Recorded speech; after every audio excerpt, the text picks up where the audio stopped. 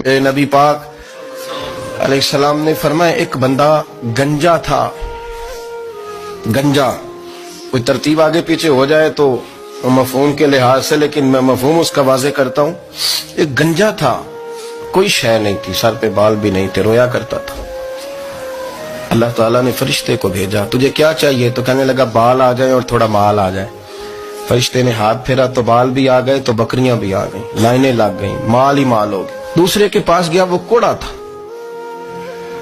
اس کو جا کے کہا کیا چاہیے؟ کہنے لگا شفا ہو جائے اور کچھ اللہ تعالیٰ آسانی کر دے. شفا بھی ہو گئی، گائیں بھی دے دی، بھینسیں بھی دے دی، مال ہی مال ہو. پھر ایک کے پاس گیا، وہ اندھا تھا، تجھے کیا چاہیے؟ اس نے کہا آنکھیں مل لیں اور کچھ ساتھ اللہ مال دے دے. اونٹ ہی اونٹ ہو گئے. جب بڑا نواز دیا تو پھر مالک نے امتحان لینے کا ارادہ کیا. یاری تیری سونا ہے پر آزمائشاں بھی تیریاں اگ. آزمائشاں تیریاں، صحیح کہہ رہا ہوں، آزمائشاں تیریاں، یاری تیری سونا ہے پر آزمائشاں تیریاں. اے سونا پرکھیا جامدائی پہلو نال لگاں دے لگ. اللہ نے فرمایا آزمائش کرو. سب سے پہلے گنجے کے پاس آئے، اسے کہا اللہ کے رستے میں کچھ دے. کہنے لگا میرے خرچے ہی بڑے. دیکھو تو صحیح کتنی مشکل میں وقت گزارتا ہوں، حال ہی کوئی نہیں. تو اس نے کہا میں نے تو سنا ہے تو گنجا اور بھوکا ننگا تھا. کہنے لگا میں تو جدی پشتی رہی سے آدم ہوں. تو یہ کس پاگل نے کہا ہے بھاگ جا؟ اس نے کہا اچھا جیسے تو تھا ویسے ہی ہو جائے. کھیت کھلیان اجڑ گئے، پھر سے گنجا ہو گیا. حضور علیہ السلام فرمانے لگے. پھر وہ اس کے پاس گیا جو کوڑا تھا، اسے کہا کچھ دے. کہنے لگا خرچے ہی بڑے.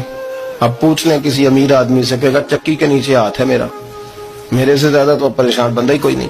کیا بتاؤں آپ کو، اتنا ٹیکس ہے، اتنا جرمانہ ہے، فلانی شے، بڑا کچھ گنواتے ہیں لوگ. اس نے کہا میں نے تو سنا تو پہلے کوڑا تھا. اس نے کہا اچھا دوڑ جا، میں تو رئیس اعظم ہوں، دادا بھی پردادا بھی اور ساری نسل ہی. اس نے کہا اچھا جیسے تو تھا ویسے ہی ہو جائے. پھر وہ گیا اندھے کے پاس اور جا کے کہا اللہ کے نام پہ کچھ دے. تو کہنے لگا رب کے نام پہ؟ یہ کھڑے ہیں اونٹ، جتنے تیرے دل کرے لے دا.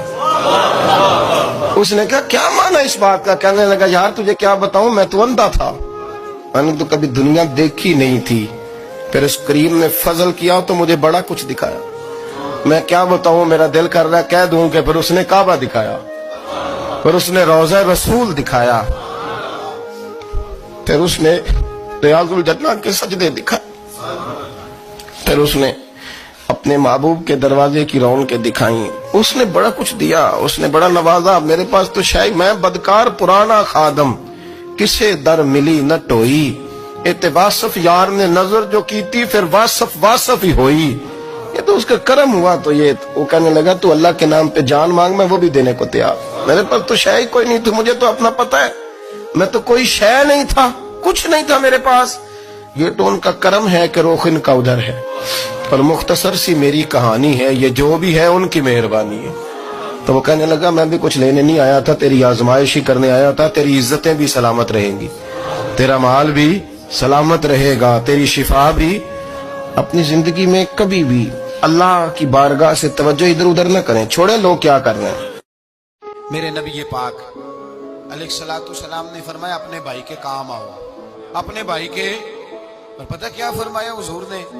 نبی پاک نے فرمایا جب تک تو اپنے دوست کی مدد کرتا رہے گا اللہ تیری مدد کرتا رہے گا.